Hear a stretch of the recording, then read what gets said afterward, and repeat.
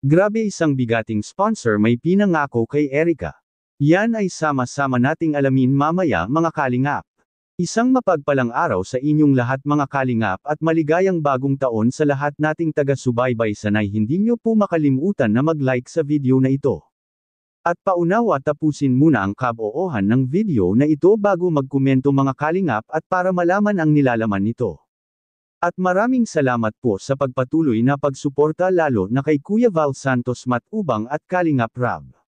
May hindi inasahang nalaman natin mga kalingap ang patungkol kina Erica. At may isang sponsor pa nangako kina Erica. Ano kaya ito mga kalingap? Yan ay atin ang malalaman mamaya mga kalingap.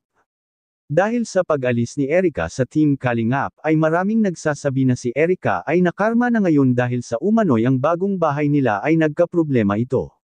Dahil sa kakulangan ng mga gamit, at meron ding nagsasabi na kung hindi pa sana anya umalis si Erica sa Team Kalingap ay tiyak tapos na ang bahay nila at napupuno ito ng mga bagong gamit mga kalingap.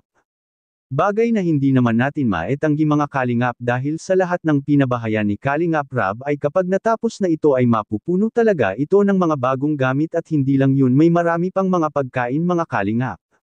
Kakaiba talaga kung ang Team Kalingap na ang tutulong dahil masasabi nating full package talaga ito mga kalingap. Dahil sa pagkatapos magawa ang bahay ay mga gamit naman ang isusunod na ilagay nila Kalingap Rab. Kagaya na lang kinadara mga kalingap na maayos nang nakatira sa bago nilang bahay. Kaya isa din ito sa ipinagkumpara ng karamihang viewers kina Erica. Kung hindi pa sana siya umalis marahil ay natapos na ang kanilang bagong bahay at napuno pa ito sa mga bagong gamit.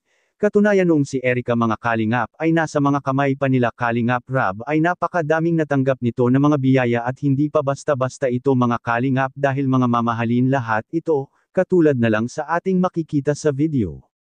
Grabe talaga. Hindi birang mga tatakay. Pwede nyo kasi yung GoPro pa lang, nasa 50k na yun. Opo. 50k, isang city. Yung bag na isa, 25k. Yes, 25k. Grabe yan.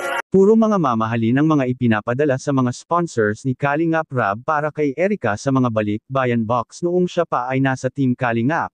At ngayon mga kalingap, isang bigating sponsor ni Erica ay nagmensahe sa akin na wag anya mag-alala kung wala pang mga gamit ang bahay nila Erica ngayon dahil bibilhan at mapuno din anya niya ito. Anong masasabi niyo po tungkol dito? Please comment and God bless you all.